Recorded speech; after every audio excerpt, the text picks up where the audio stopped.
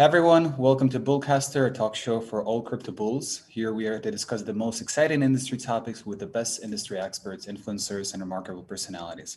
I'm Konstantin Kogan, co-founder of BullPerks, and today's topics is the impact of the metaverse on the fashion industry.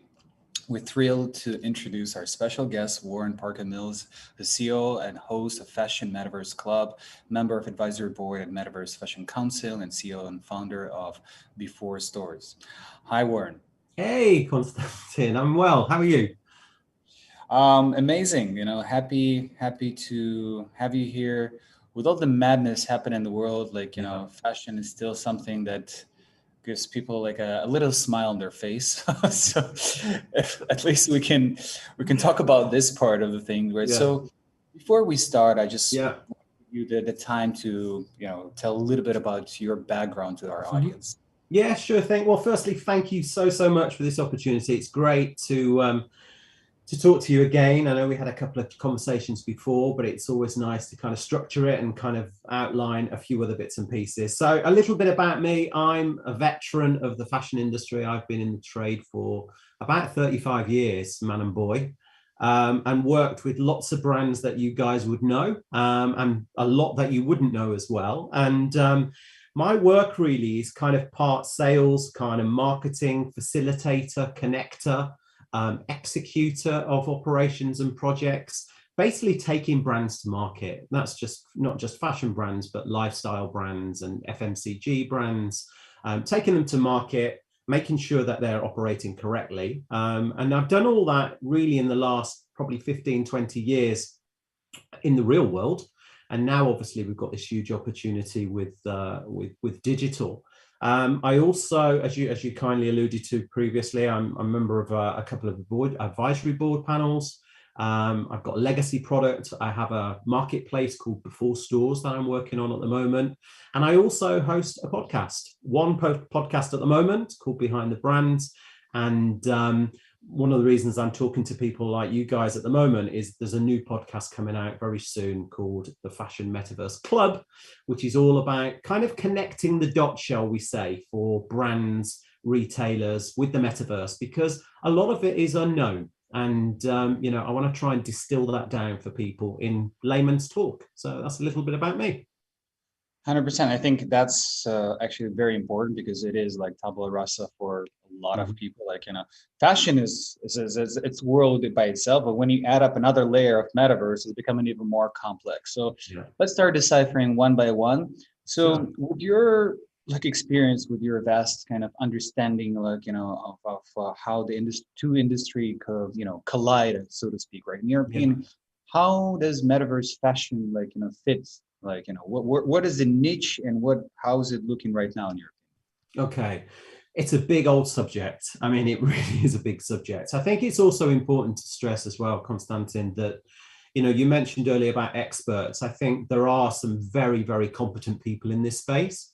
I think there's lots of people with expertise, and what I'm seeing and the people I certainly get infused by kind of communicating and meeting are the people with external non-tech backgrounds that are looking at opportunities, and then also the tech companies that are looking at the opportunities, working with the people with the expertise in other fields. I think that's when it becomes really exciting. But if we just break down the two kind of things that you mentioned there, so metaverse and fashion, I think from a metaverse perspective, we've got a massive evolution of our world as it is at the moment. We've had some challenges, as we all know, over the last few years with regards to commerce, whether that's e-commerce or bricks and mortar stores. So that's been very, very difficult. I think one of the things I love about the metaverse is the fact that, there are topics and discussion points being addressed by some very, very clever, knowledgeable and forthright people. Whether that's smart cities or the circular economy or transparency using blockchain, however you want to kind of frame it, there's some brilliant work being done. I also love the idea of decentralization. I think we need, from an industry perspective, we need a change of guard, as I like to put it. We need people to be thinking not so much about the way that brands and retailers have kind of imposed this is what you should be wearing, but give that kind of understanding and control back to the end consumer. I think that's really, really important. And more importantly, I think from a designer or a brand's perspective, I think there's a whole new wave ahead of us of creativity. And I think that's something that really, really kind of ignites me again, because that's as it was when I started back in the industry. You know, this is an industry I love with all my heart. And actually, it's been really tough the last few years because everybody's been driving for lower prices. And, you know, we've lost a lot of the storytelling. We've lost a lot of the DNA that brands are about. And I think the metaverse, certainly in the fashion perspective, will allow brands to tell their story much better and for consumers to get on board with those stories and to immerse themselves in a way they've never done before. So what we're seeing right now, basically what you're saying is that we're adding this new technology to the industry that already existing, right? We have, thanks to augmented reality and artificial intelligence, we already see like interesting experiments where like I can actually try and fit in the jacket or any other like attire, like even like not like leaving my room, right? I don't need to go any like into the physical brick and mortar store to try it on. And it's pretty accurate, by the way. Like I should say, like, you know, both. For me, the challenge was like with mostly with the shoes, like, you know, that was a bit harder. But with everything else, it was actually pretty good. So I wonder, like, you know, if we're talking about the next generations of consumers, right, who are digital natives, so to speak, right? And so in your experience, what are the biggest challenges, you know, like adapting to the new trend? Like, how often do you see that even the discovery by itself and immersion in this technology is a little bit complex for certain, you know, generations? I think, I mean, it's interesting because the generational thing has been a challenge. And, you know, I'm 55, right? And I got 3 older teenage kids now. So I'm also getting huge amount of flex and kudos from them because I'm talking about things that are relative to them. And I think, you know, when John Donahue started talking about looking at the alpha generation he's from Nike, obviously, the CEO of Nike.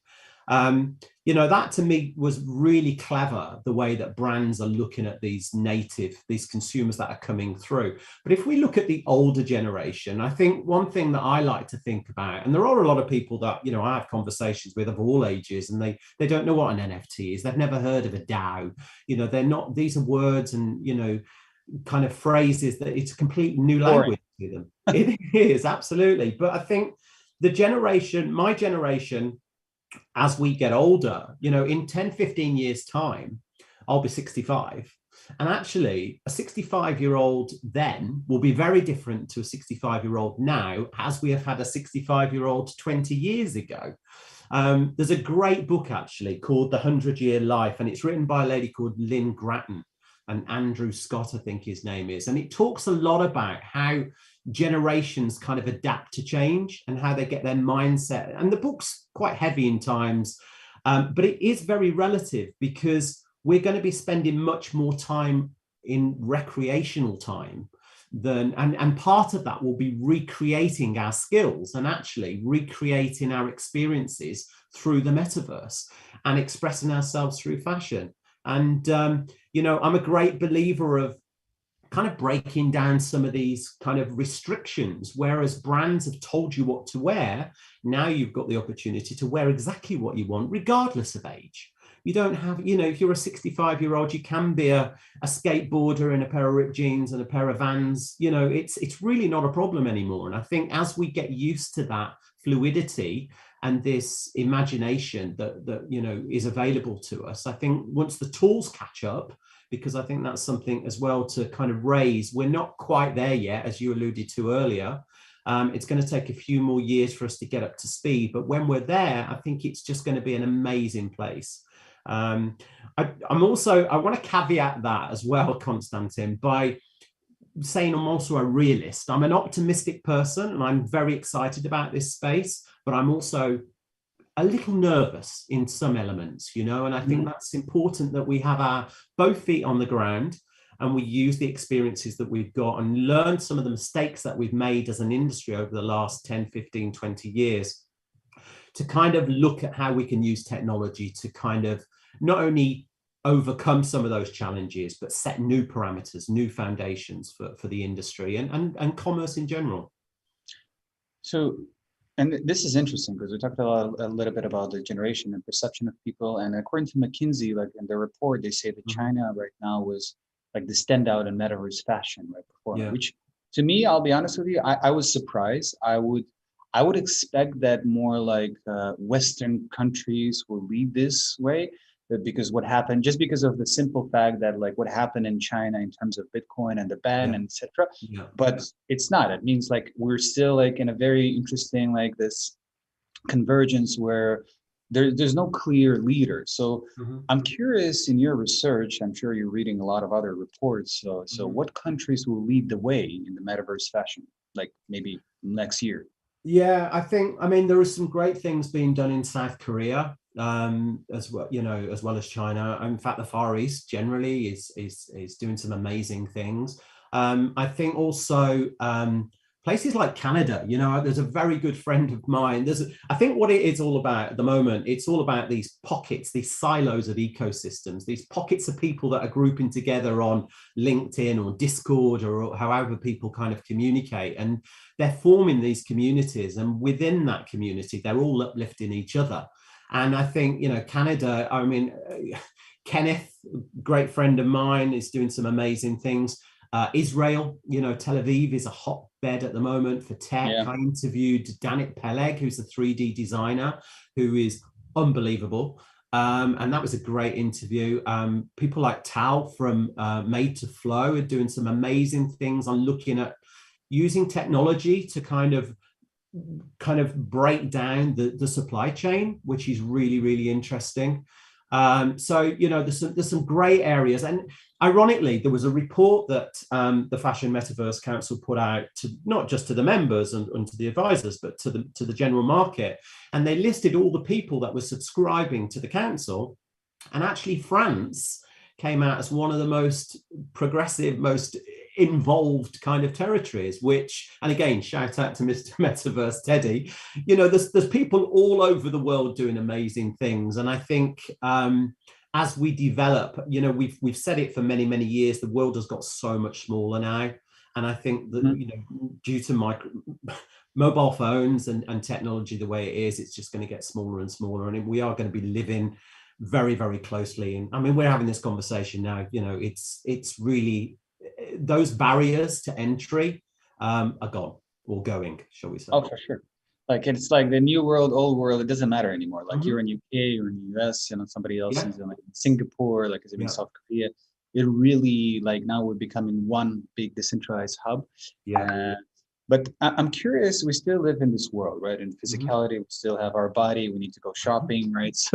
So what, in your opinion, what will happen to the physical like locations and physical fashion? Because it seems like within e-commerce, like and something like Amazon, like with deliveries, like and all this fitting, right? That actually helps people to identify their size very easily. Yeah. That the need of the physical stores are diminishing, right? And if I'm not correct in this, please like let us know more. Yeah. Like what do you think about the brands who are leading this, and what will happen with physical stores? Yeah, I think, I've grown my career using physical stores, and actually COVID was a big shock to the system, certainly to my business, because I lost physical stores, interaction with physical stores, literally overnight. So that was challenging. We all need to dress ourselves, ideally, so we are going to need clothes. But I think the perception of the consumer is changing. I think they're becoming more conscious now, and I think we're starting already, we have done for the last few years, to consume products and content in lots of different ways. Whether that's, you would buy a book and now you might buy an audio book, or you might go to a discussion and now you might listen to a podcast, or you might order a cab or taxi using Uber, or so I think our habits are changing. And I think, with the likes of NFTs and the way that those are kind of bridging the gap, shall we say, to physical and digital elements, I think that's something that is really, really quite important. Yeah. I think brands really need to be a little bit more cognitive of they've been very complacent. A lot of brands over the years have been very complacent. They've been Hmm. cash rich, generating lots of volume. Everything they touch seems to turn to gold. And I think brands need to be a little bit more mindful how the customers and the consumers are going to be buying in the future. And that really ties really nicely into transparency and blockchain. So obviously, there is this ledger, there is this transparency that's going to be, so there's going to be provenance for products and brands and the values they represent, but also the whole thing about utilities and how they're going to build their communities and how they're going to reward communities. I think that's something that is really, really important. But I do believe once AR and AI develop, I think we're going to go back to retail. We're going to go back to retail, but in a different way, with tech as the lead. And we're going to have overlays, and we're going to have a much more, we're not going to be buying content, we're going to be part of the content. And I think that's how I see it. Yeah, I actually 100% agree with you. I think the content creators is one big thing that will be also like changing the narrative, and also boutique like designers. We actually invested in one company that promotes, smaller designers who don't have like huge budget, they don't have relationship with big textile firms, but now with an advent of like, tokenomics, like different abilities to actually fund a particular collection and actually provide them an opportunity to grow and to express themselves and to showcase their collection to the world, both in digital format and then linked to physical, that changes a lot. I think about it as like it's like crowdfunding on steroids, actually providing everyone to win. It's a win-win situation. So I was also I was also smiling when you said like, soon we still need to wear. Well, it's scary to me, but I believe at some point you will be able to use complete AI avatar that you will not see ourselves as ourselves. We'll be in avatars, and then we can sit at home naked on our pajamas, but we will look like super fashionable inside the metaverse. Exactly. I mean, all those barriers, all those preconceptions of the way that we've behaved previously will just get abolished, in 15, 20 years time. We are away from obviously a lot of that with regards to interoperability and the way that things can happen. But, I've had meetings, with lots of people wearing, digitally enhanced jewelry whilst we've been having Zoom calls. I think the whole avatar thing, and you look at Timo and what he's done with Ready Player Me and the way that everything is becoming so much easier for it to be integrated now. A lot has happened over the last couple of years. I mean, we've got to take that into context, and we are all still trying to figure it out. But it's a really exciting time, and it's a time for the industry where we can kind of just kind of calm down a little bit and not get too involved with FOMO. I think that's really important as well. Yeah. And coming back to the FOMO, we have to also cater our audience who's already live and they're asking questions. So like, I really enjoy talking to you privately, but we also do this show for the people, the community, right? So we'll get straight to it, and I'll just ask questions from different places. So we have a lot of questions from YouTube, so I'll start with there. So start there from Block Jelly Crypto. He or she's asking, is Metaverse fashion only for luxurious segment or for customers or regular people too? Just repeat the question again. Is it? So yes, is Metaverse fashion only for the luxurious segment, or for regular people too? Okay, so I think what's happened with any trend, anything that's hot, is a lot of the luxury brands will jump onto it first. So Gucci have done some amazing things. There was the Decentraland fashion event in March of this year. And everybody was there. Gucci was there, Hilfiger was there, Hugo Boss was there. In fact, part of one of the projects before stores that I'm working on at the moment, again, this isn't about before stores, but I'm shaping that product to work in Fashion Week, because I think where a lot of big brands have kind of put marketing teams onto this and said, look, this is what we need to do. We need to create NFTs and we need to create some noise. There was a lot of substance missing, in my opinion, and there still is from a lot of the brand's messaging. And I think what I would love to see is more emerging brands coming forward and making that step, and people helping those guys and communicating with those guys to connect the dots to allow them to make that step. I think that's really important. And there's so much opportunities for lots of other brands as well to kind of step up. And it's not just a question of creating a virtual world or buying some land in Decentraland or the Sandbox or anything like that. It's a question of listening to what your customers want, listen to what your consumers want, because those are the people that you've already got the audience. Those are your supporters. And if you can satisfy them and you can all learn together, I think you'll have a solid bedrock for a future business. Yeah, that's for sure. So we have Captain Huddle from YouTube is asking, have you visited Metaverse Fashion Weeks? What is in your opinion, the current organization of similar events? I think there has been a number of different digital ones, certainly in the council. Claire from New York Fashion Week has done a great job there with kind of promoting that. I think we're in this really strange scenario at the moment where it's quite difficult for people to get that immersively involved. So it depends where you're going to place your platform. You could do something in alt space, you could do something in spatial, which you can do on a headset, or you could use a laptop. I think we've got to be able to kind of get down the road a little bit more before we can make it fully immersive. So to answer your question, I've been into those environments. I've come out of them thinking, I personally would like to see this, that, and the other, but I also realize the technology actually isn't there yet. And I think we're probably 3 to 5 years away from a fully immersive catwalk fashion show, with interaction of designers talking to the audience and focus groups and all those wonderful things that the real industry is all about. But we'll get there. We will get there. And we might get there quicker. It depends how hard everybody works. Yeah, for sure.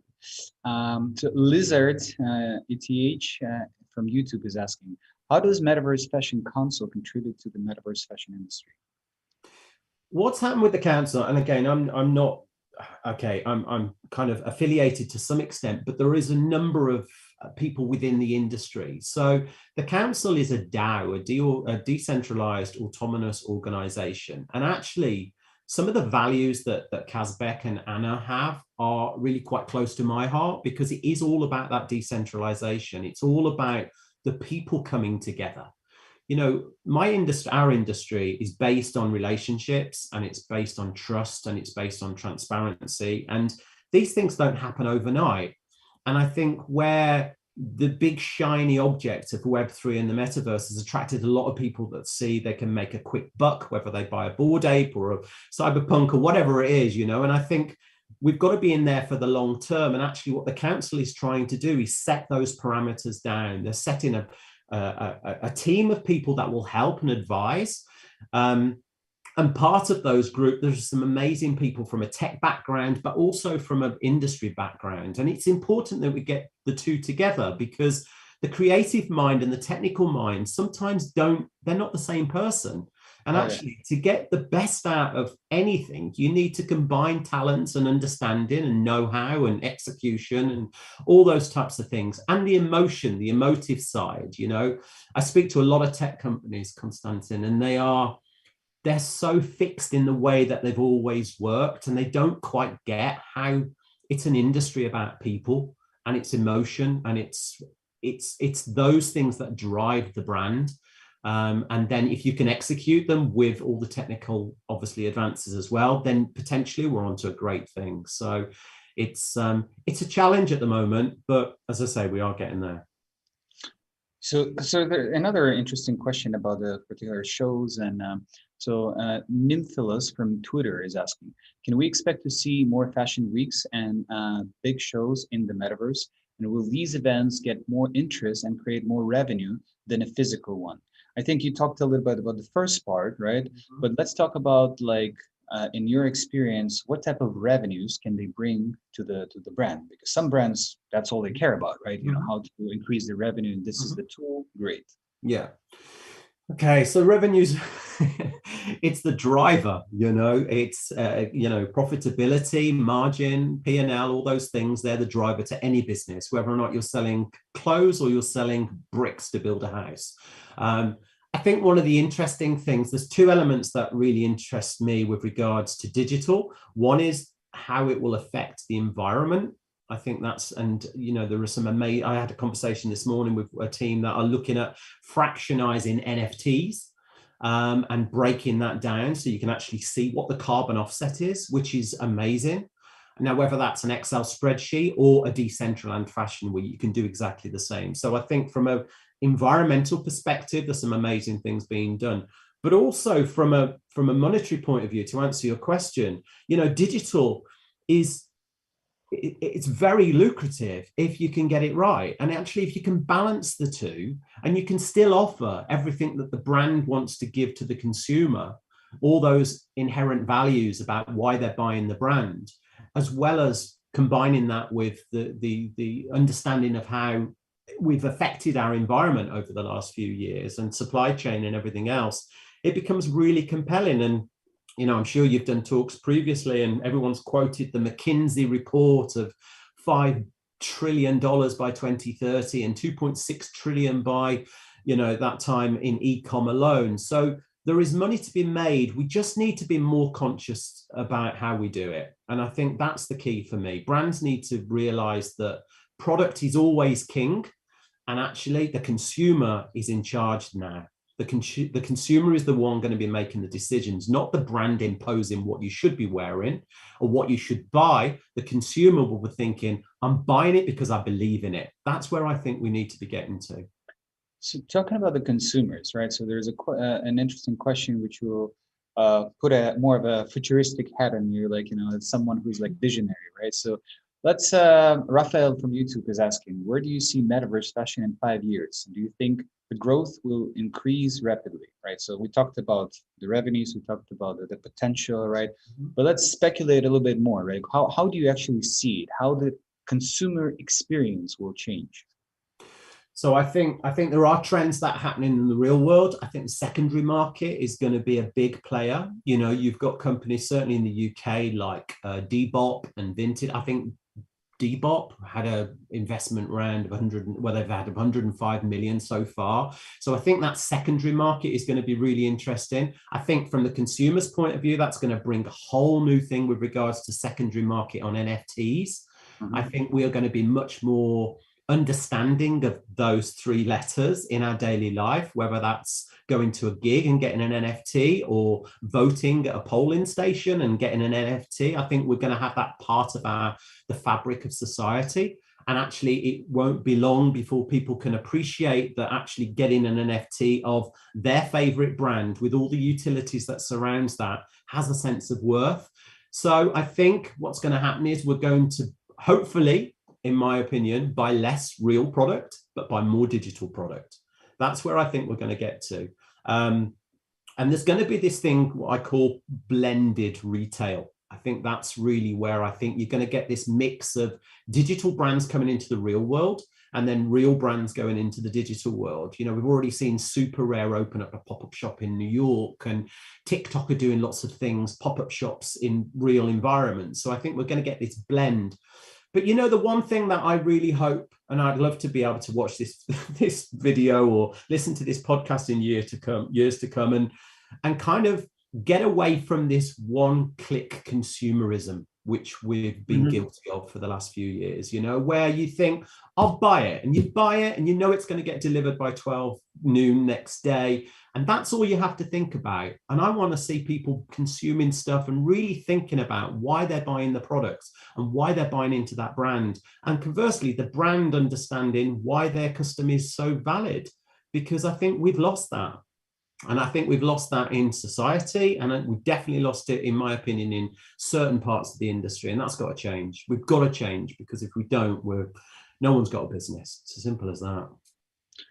I think you partially answered the other question that back like on YouTube, that the question was like about the quality of the fashion in the metaverse and compared to physical stores, right? You touched it.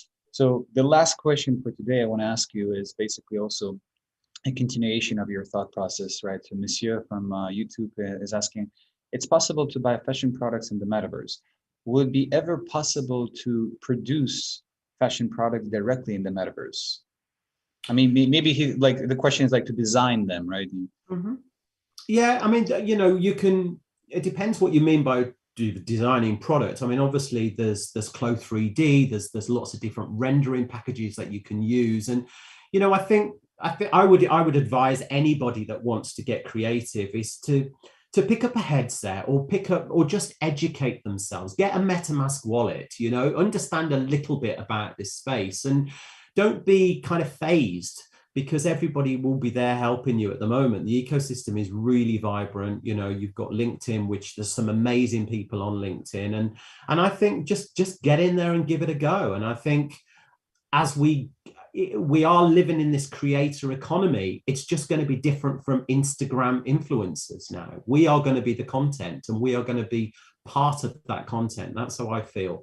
So I would suggest that, you know, they just, or people just get involved, give it a go, and create stuff. And yeah, we will be able to produce stuff in environments and then hit a button and our digital printer will print something out.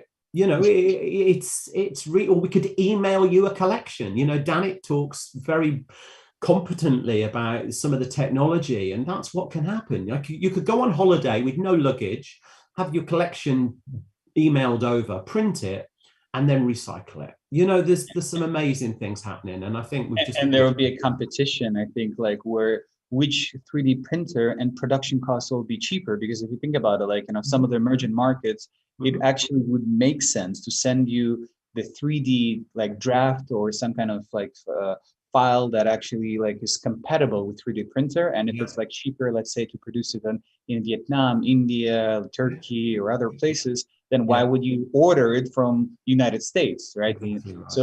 So yeah, that we're gonna have a lot of intermediation. I also am a big believer that like it's a multi-trillion-dollar opportunity, and we'll be happy to work with you along the ways, Warren. Whether it's I'm looking forward, and you know, I'd just like to thank people for listening in and asking some questions, very valid questions. If I can help anybody, you know, I'm very accessible. You know, you can catch me on LinkedIn, and I promise I will get back to you if you send me a message. But yeah, you know, we're in this together, and it's a great time. And it's been a long time that I've been this infused about day-to-day work. It's every day is different, and I'm meeting and communicating and learning so much every day.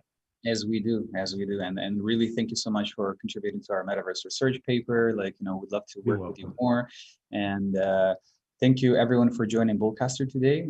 So we're gonna see you around in 2 weeks at 3 p.m. UTC and YouTube Live, Twitter Live, and all the lives you can ever imagine. Thank you so much, Warren. We would love to see more and work with you. Have a great day. Ciao. You too. See you. Bye-bye. See you.